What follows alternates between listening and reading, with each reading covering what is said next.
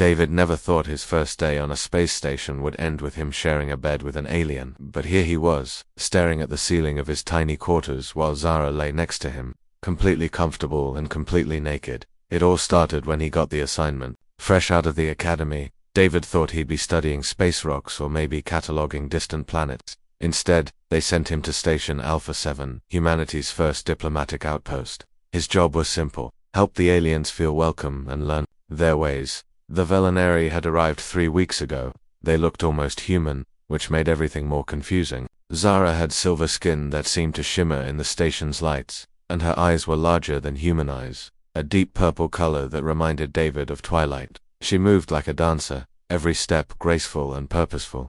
When David first met her in the station's main hall, he tried to shake her hand. She looked puzzled for a moment, then placed both her hands on his shoulders instead. Her touch was warm, warmer than human skin, and she held the contact much longer than any human would. David felt his cheeks burning red, but Zara just smiled and introduced herself in perfect English. The first few days went smoothly. David showed Zara around the station, explained human customs, and helped translate when the other diplomats got confused. Zara was curious about everything. She asked why humans covered their bodies with clothes, why they lived in separate rooms, and why they seemed uncomfortable when she stood too close. David tried to explain privacy and personal space, but Zara just tilted her head like a confused puppy. Her people, she said, didn't understand these concepts. They shared everything openly. Bodies were just bodies, nothing to hide or be ashamed of. Then came the night that changed everything. That station's heating system broke down without warning. One minute David was reviewing reports in his warm office. The next minute alarms were blaring and the temperature was dropping fast. The chief engineer announced over the intercom that repairs would take at least 12 hours, maybe longer. Most of the human crew huddled together in the main recreation area, sharing blankets and complaining about the cold. But Zara found David in his quarters, shivering under 3 thin blankets that weren't doing much good. She knocked on his door, but didn't wait for an answer before walking in. David noticed she didn't seem bothered by the cold at all, even though she wore the same light clothing as always. "You're freezing," she said, stating the obvious. "The heaters will be fixed soon," David replied through chattering teeth. Zara shook her head. "Your body temperature is dropping too fast. This is dangerous for humans." "Yes," David nodded. He could already feel his fingers going numb. "Then we share body heat," Zara said matter-of-factly. "It's the most efficient solution."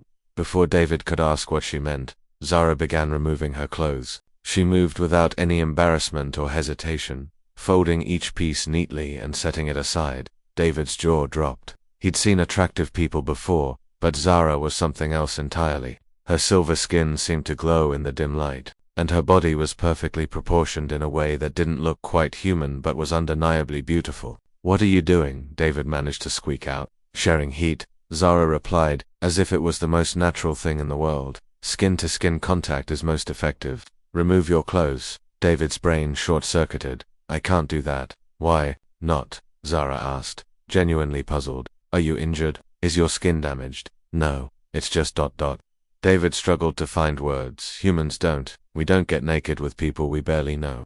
Zara sat on the edge of his bed, still completely comfortable with her lack of clothing. "But I'm not a person. I'm Velinari, and you'll freeze to death if we don't do this properly." She had a point. David could feel the cold seeping into his bones, and his shivering was getting worse. But the thought of lying naked next to this gorgeous alien made his heart race for reasons that had nothing to do with the temperature. "Among my people," Zara continued, "sharing warmth is normal. Bodies are just vessels. There's nothing shameful about using them practically." David wanted to argue, but another wave of shivers hit him. His rational mind knew she was right. This was about survival, not whatever his imagination was conjuring up.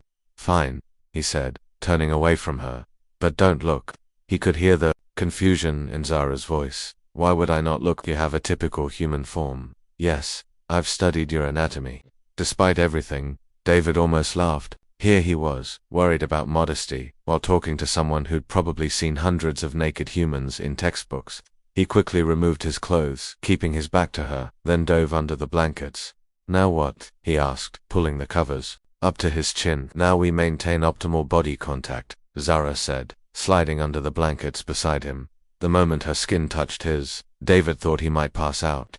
She was incredibly warm, like a living heating pad, and her skin was impossibly soft. She pressed against him without any hesitation, arranging their bodies to maximize contact. Better? She asked. David could only nod. The warmth was already spreading through his body, chasing away the dangerous cold. But he was very aware of every point where their skin met, every breath she took, every small movement she made. Your heart rate is elevated, Zara observed. Are you still cold? No, David said quickly. I'm warming up. Good sleep now. I'll monitor your temperature. Sleep seemed impossible. David lay there, trying to think about anything except the beautiful alien pressed against him. He counted sheep, recited the periodic table, even tried to remember his grandmother's recipe for apple pie. Nothing worked, but Zara's warmth was like a drug, slowly relaxing his tense muscles. Her breathing was steady and peaceful, and gradually David felt his own breathing sync with hers. Despite his racing thoughts, exhaustion won out. When he woke up hours later, Zara was still there, still warm, still comfortable. She opened her eyes as if she'd sensed his waking. Temperature is stable, she announced. Crisis averted. The heating had been restored while they slept. David could feel warm air flowing from the vents again, but Zara didn't immediately move away. She studied his face with those purple eyes, looking thoughtful. You were very uncomfortable, she said. I don't understand why. David felt his cheeks heating up again. It's complicated. Many human customs seem complicated, Zara agreed. But this was necessary. You would have been harmed otherwise. She was right. Of course, she'd probably saved him from frostbite, maybe worse. But as she finally moved away and began getting dressed, David couldn't shake the feeling that something fundamental had changed between them, and he had no idea how to handle it. Working with Zara became both the best and worst part of David's day. 3 weeks had passed since the heating incident, and he couldn't stop thinking about it. Every time she moved close to him during their research sessions, every casual touch, when she handed him a tablet, every friendly smile sent his heart racing. The problem was, Zara treated him exactly the same as before. If anything, she seemed more comfortable around him, like sharing body heat had been some kind of bonding experience. For her species, she would sit closer during meetings, sometimes resting her hand on his shoulder while reading over his work. Once, she even absently played with his hair while they discussed translation protocols. David was losing his mind. The cultural exchange program is going well, Commander Torres announced during the weekly briefing. David and Zara have made excellent progress documenting the differences between our species. David nodded professionally, trying to ignore how Zara's leg was pressed against his under the conference table. She was wearing one of her typical outfits, a simple, flowing garment that humans might call a dress, but which looked more like elegant pajamas. Everything the Velinari wore seemed designed for comfort and easy removal. We've identified several key areas where misunderstandings might occur, David reported. Personal space, physical contact, and privacy concepts are very different between our cultures. Indeed, Zara added. Humans have many strange inhibitions. They hide their bodies and create artificial barriers between individuals. It's quite fascinating from an anthropological perspective. Commander Torres raised an eyebrow. Strange inhibitions. Not strange, David said quickly. Just different. The Velinari have a more open approach to physical interaction. That was putting it mildly. Over the past weeks, David had learned that Velinari regularly bathed together, slept in groups when traveling, and thought nothing of changing clothes in front of each other. They had public bathhouses on their ships, communal sleeping areas, and apparently no concept of personal items. Zara had tried to use the communal showers on the station once. The chaos that followed required 3 security officers and a formal apology from the diplomatic corps. We're working on guidelines, David continued. Ways to help both species interact without causing offense or misunderstandings. After the meeting, Zara walked with David back to their shared workspace.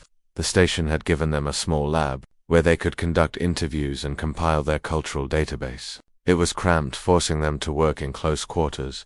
Your people are very sensitive, Zara observed as she settled into her chair. Today Lieutenant Chen couldn't look at me during the entire meeting. David sighed. You were wearing your hair loose. It's very distracting. Distracting how? This was the problem with Zara. She asked these innocent questions that had complicated answers. David had tried explaining human attraction and relationship customs, but Velinari romance was apparently nothing like human romance. Your hair is beautiful, David said carefully. When humans find someone beautiful, it can affect their concentration, Zara said, nodding like this made perfect sense.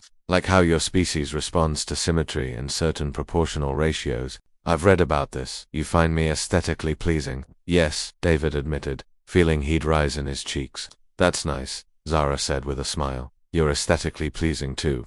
Your bone structure is very well balanced. David's heart skipped. Was she flirting with him? Did Velinari even flirt?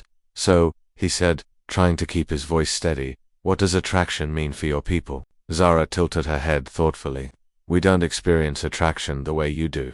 Physical appearance isn't relevant for mate selection. Then how do you choose partners?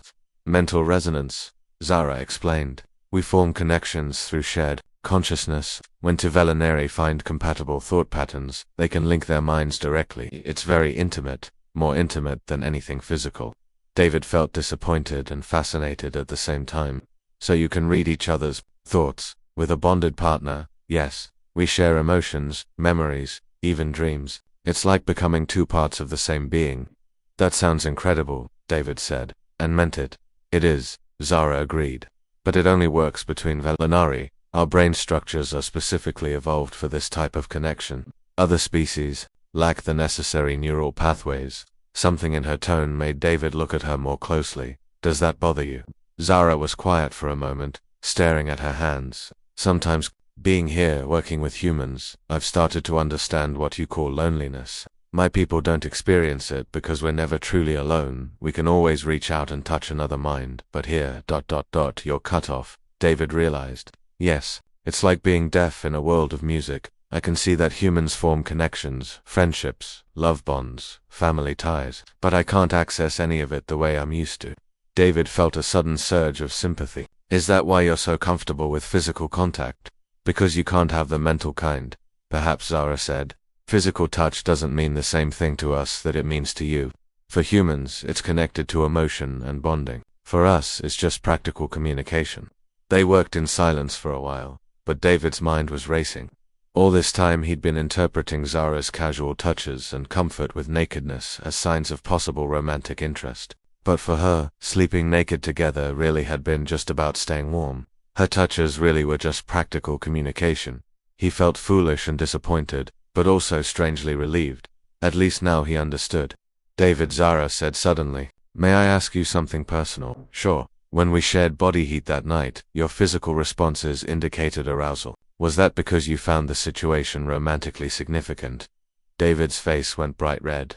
Zara, I'm not trying to embarrass you, she said quickly. I'm trying to understand human behavior. Your body responded to physical contact in a way that suggested emotional meaning, but I didn't understand the connection. David took a deep breath.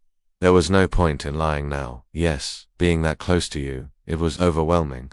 Humans can't separate physical contact from emotional response the way your people can. So when I touch you casually, Zara said slowly, it has romantic meaning for you. Not romantic. Exactly, David said. But it's single quotes, significant. More significant than you intended. Zara looked troubled. I've been making you uncomfortable without realizing it. Not uncomfortable, David said quickly. Just confused. They sat in awkward silence for several minutes. Finally, Zara spoke. I should maintain more physical distance. I don't want to cause you distress. You don't have to change how you act, David protested. I can handle it. But even as he said it, he wondered if that was true. Working closely with Zara every day, knowing she was beautiful and kind and completely out of reach, was becoming harder to bear, and now that he understood how different their species really were, it felt even more hopeless. Perhaps we should focus on work, Zara said diplomatically. Yeah, David agreed. Work sounds good. But as they turned back to their research, David couldn't shake the feeling that something important had been lost in translation. And for the first time since arriving at the station, he wondered if this assignment had been a mistake. The solar storm warning came at the worst possible time. David and Zara had been tiptoeing around each other for 2 weeks, maintaining careful professional distance since their conversation about physical contact and emotional responses. The easy friendship they'd developed was gone, replaced by awkward politeness that made every interaction feel forced. All personnel to emergency stations, Commander Torres announced over the intercom. Solar storm approaching. This is not a drill. David looked up from his tablet, where he'd been pretending to review cultural notes while actually watching Zara work across the room. She moved with her usual grace, but there was a tension in her shoulders that hadn't been there before. "We need to get to the reinforced sections," David said.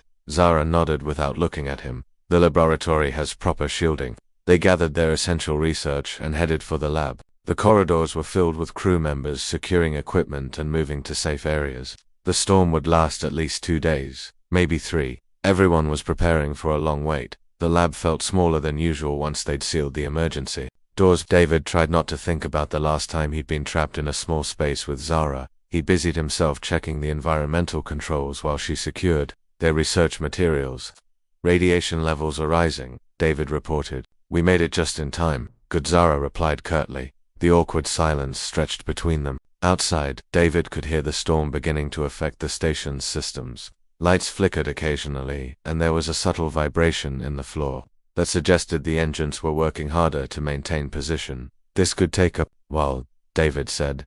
"Yes," David sighed. "Zara, we need to talk about this." "About what?" "About how weird things have gotten between us. We used to be friends." Zara finally looked at him, her purple eyes unreadable. "We still are friends, aren't we?" "Because it doesn't feel like it." She was quiet for a long moment.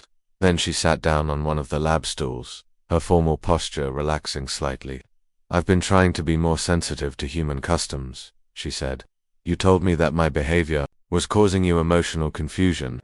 "I didn't mean you had to become a robot," David said, pulling up another stool. "I just wanted you to understand why I was acting weird." "I don't want to hurt you," Zara said softly, even unintentionally. The sincerity in her voice caught David off guard. "You haven't hurt me, confused me. Yes, frustrated me, definitely, but not hurt. Frustration can be a form of pain." David studied her face. "Is that something you learned from your research, or something you've experienced?" Zara looked down at her hands, both. Before David could ask what she meant, another strong vibration shook the station. Emergency lighting kicked on, bathing everything in red. "Main power's down," David said, checking his tablet. "We're on backup systems until the storm passes." The red lighting made everything feel different, more intimate. David tried to focus on practical concerns: food, water, temperature control. But he couldn't ignore the fact that they were trapped together again, just like that first night. "Can I tell you something?" Zara asked suddenly. "Of course." "My assignment here wasn't voluntary." David frowned. "What do you mean?" "On my world, I'm considered ... odd. I've always been interested in other species, other ways of thinking. Most Velinari find this disturbing. They think interaction with aliens will contaminate our mental purity. That's ridiculous, perhaps, but it's how they think. When the opportunity came to establish contact with humans, they chose me because they knew I wouldn't be missed if something went wrong." David felt a surge of anger. "They sent you here expecting you to fail. They sent me here hoping I would either prove that aliens are inferior, or that I would be changed enough by the experience to no longer be a problem for our society." "That's terrible," Zara shrugged. "It's logical from their perspective. I never fit in any way." "What do you mean?" "The mental bonding I told you about. I've never experienced it. I can't form the connections that define Velinari relationships. My mind works differently." David stared at her. "You're alone even among your own people." "Yes, which is why I found human customs so interesting. You've built an entire civilization based on individual connections rather than mental networks. You've learned to form bonds without telepathy. And you can't do either," David realized. "You can't connect telepathically with your people, and you can't connect emotionally with humans." "Exactly." Zara's voice was matter-of-fact, but David could hear the pain underneath. "I exist in the space between species, belonging to neither." They sat in silence for a while, listening to the storm rage outside. David felt like an idiot for spending so much time focused on his own feelings when Zara was dealing with something much more fundamental. "I'm sorry," he said finally. "For what?" "For making everything about my attraction to you. For not seeing what you were going through. You couldn't have known, maybe not, but I could have paid better attention. You've been helping me understand your culture, but I never asked what it was like for you personally." Another vibration shook the station, stronger this time. Several pieces of equipment shifted on the shelves. "We should probably secure everything," David said. They spent the next hour strapping down equipment and preparing for worse shaking. Working together on practical tasks helped ease some of the tension between them. Gradually they fell back into their old pattern of easy cooperation. "David," Zara said as they finished securing the last of the sensitive instruments. "Yeah.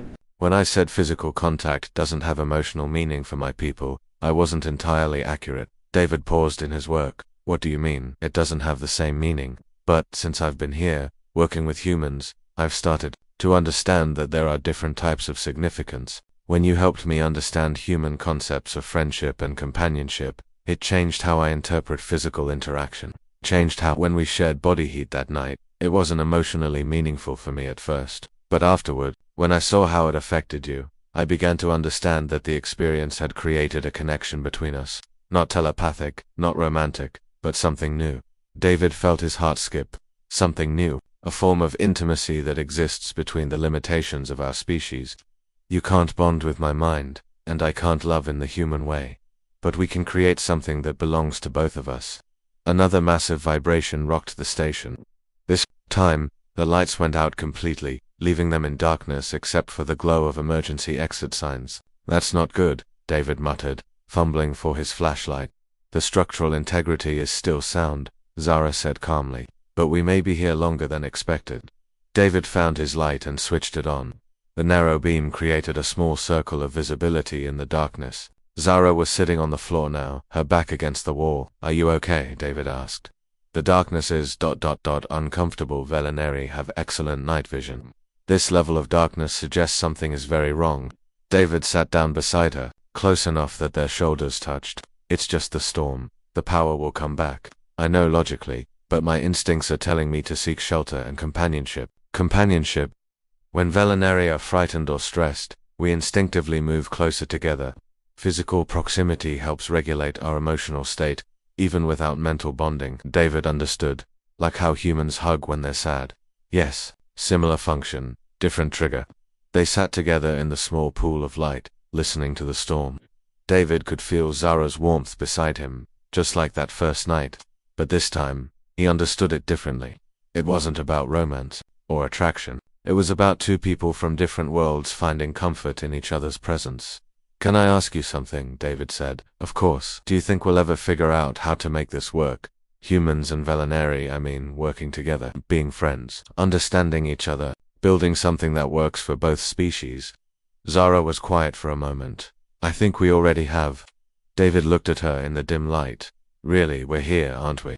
Two completely different forms of life, finding ways to connect, despite every biological and cultural barrier. If we can do it, others can too. Even if you have to go back to your people, eventually, even then, what we've learned here about bridging differences and creating new forms of understanding, that knowledge will survive. Another strong vibration shook the station, but this time neither of them seemed worried. They had each other, they had shelter, and they had something more valuable than either had expected to find. A friendship that transcended the limitations of their species. David, yeah, thank you, for what? For helping me understand that being between two worlds doesn't mean belonging to neither. Sometimes it means belonging to both. In the darkness of the storm, David smiled. Maybe they hadn't figured out romance across species barriers, but they'd found something else, something that might be even more important. They'd found understanding.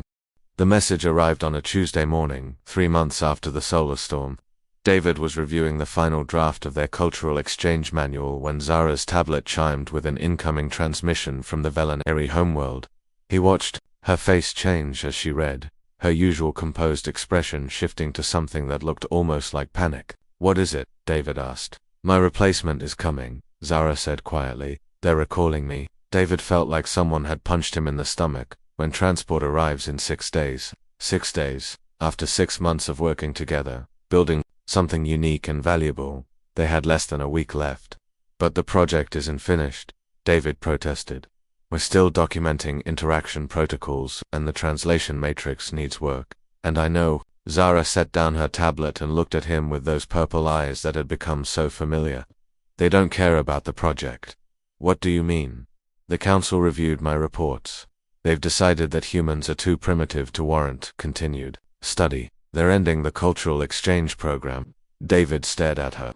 They can't do that. We've made incredible progress. Have we? Zara asked softly. From their perspective, what have we accomplished? We've documented our differences, but we haven't found ways to bridge them. We can't share consciousness. We can't form proper bonds. We can't even agree on basic concepts like privacy and intimacy. That's not true, David said firmly. We've learned to communicate. We've found ways to connect despite our differences. What we have, he stopped, not sure how to finish the sentence. What we have, Zara completed, doesn't fit into any category my people recognize. Over the next few days, they threw themselves into work with desperate intensity. They had to finish the manual, had to document everything they'd learned, had to create something that would survive Zara's departure, but David could see the futility of it. Without ongoing cooperation between the species, their work would gather dust. The next human to encounter Velinari would start from scratch, making the same mistakes and facing the same barriers. We need to include a section on friendship protocols, David said during one of their late-night work sessions. Friendship, Zara looked up from her notes. How humans and Velinari can form personal bonds despite the limitations. We're proof it's possible. Are we friends? Zara asked. The question caught David off guard. Of course we are, aren't we? I don't know, Zara admitted. I don't have experience with friendship. Remember, I'm not sure what we are. David thought about it. What were they, exactly? Not lovers. They'd established that their species couldn't form that kind of bond. Not colleagues. Their relationship had moved far beyond professional cooperation. Not family. The emotional dynamics were completely different. We're something new, David said finally. Something that doesn't have a name yet. Something between friendship and bonding, but different from both, Zara agreed. We should document that, David said. Future humans and Velinari should know it's possible. They worked until dawn, trying to capture in words what they'd built together. It was frustrating work. How do you explain a relationship that exists in the spaces between known categories? On Zara's last night, they finished the manual, 500 pages of protocols, examples, warnings, and guidelines. Everything they'd learned about human-Velinari interaction, compiled into a comprehensive guide. It's good work, Zara said, scrolling through the final document. It's not enough, David replied. They were sitting in the lab where they'd spent so many hours together. David had brought a bottle of wine from his personal supplies, not because Velinari drank alcohol, but because the ritual of sharing something special felt important. Can I ask you something? David said. Always. Do you regret coming here? Zara considered the question carefully. No, even though I'll probably face consequences when I return, even though this assignment has changed me in ways my people won't understand. No, I don't regret it. Because of the research. Because of you, Zara said simply. Because of what you taught me about connection and understanding. Because of what we built together. David felt his throat tighten. I'm going to miss you. I'll miss you too. I sat in comfortable silence, sipping wine and watching the stars through the lab's small viewport. Tomorrow Zara would board a Velinari transport and disappear back to her world. David would probably never see her again. David, Zara said suddenly. Yeah, would you do something for me? Anything. Tonight, when we sleep, would you stay with me like that first night during the heating failure? David looked at her in surprise. You want to share body heat again? Not for warmth, Zara said. For connection. For the intimacy that belongs to us, that we created together. David understood. It wouldn't be romantic in the human sense, and it wouldn't be practical in the Velinari sense.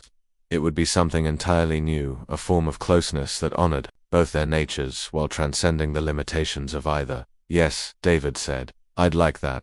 They cleaned up the lab together, securing their work for the final time. Then they walked to David's quarters, where it had all started 6 months ago. This time there was no emergency, no life-threatening cold, just two beings from different worlds choosing to share a moment of intimacy that neither species had words for. They undressed without embarrassment or arousal, their movements natural and comfortable. When they lay down together, skin against skin, it felt like coming home to a place that existed only for them. Thank you, Zara whispered in the darkness. For what? For teaching me that connection doesn't require shared biology. For showing me that understanding can exist across any barrier.